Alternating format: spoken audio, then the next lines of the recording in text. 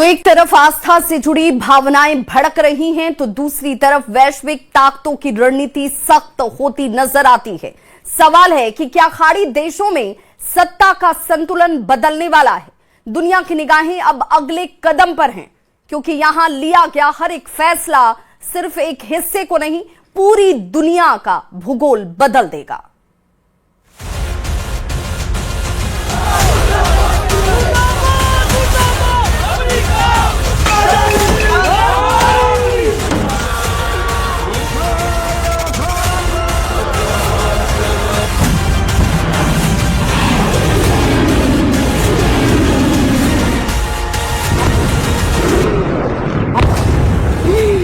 Supreme leader की मौत, middle east में जंग का नया बिगुल।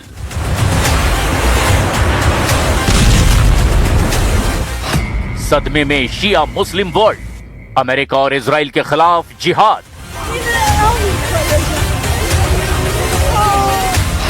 एक्टिव हुआ लड़ाका फोर्स, चुप बैठेगा या बारूद बोलेगा?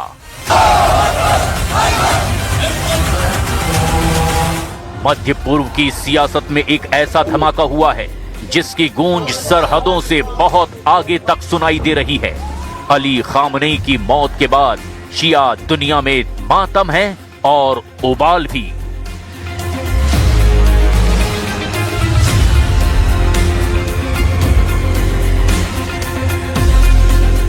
सवाल ये है कि क्या ये सिर्फ एक नेता का अंत है या बदले की नई इबारत की शुरुआत है?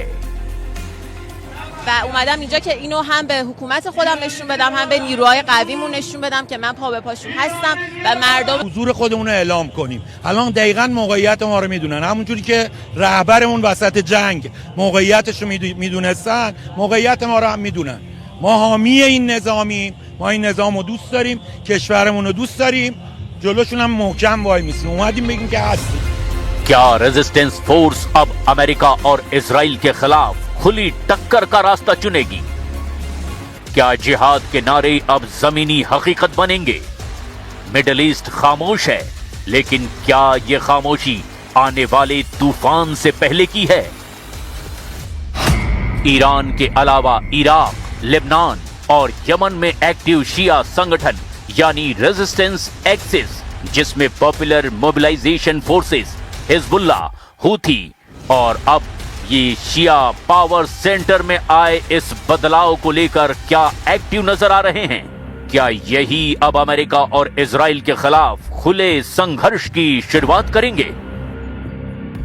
मध्य पूर्व की राजनीति आज ऐसे मोड़ पर है जिसने सबका ध्यान खींच लिया है, जो पूरे वर्ल्ड को झकझोर रहा है। ईरान के सर्वोच्च नेता अयतुल्लाह अली खामनेई की मौत की खबर ने शिया समुदाय में शोक के साथ गहरा गुस्सा भी पैदा कर दिया है। ये खबर सिर्फ एक लीडर की मौत नहीं, बल्कि क्षेत्रीय अशांति और भविष्य के संघर्ष की शुरुआत भी लग रही है। أيام العمر عشناها اليوم، والله العظيم مصيبة عظيمة ورزية، يعني ما أقدر أعبر لك أستاذ على عظم المصيبة. فقد السيد هارنا، تأذينا، تأثمنا اليوم. نحن اليوم كشيعة أيتام لا حول ولا قوة إلا بالله العلي العظيم. وسيعلم الذين ظلموا أي منقلب ينقلبون والعاقبة للمتقين.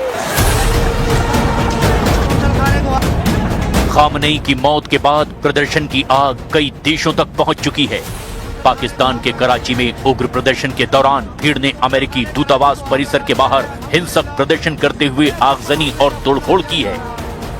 हालात बिगड़ने पर यूएस कॉन्सुलेट में तैनात अमेरिकी मिलिट्री के जवानों ने भीड़ को तितर-बितर करने के लिए गोली चलाई है, जिसमें कई लोगों की मौत हो गई है।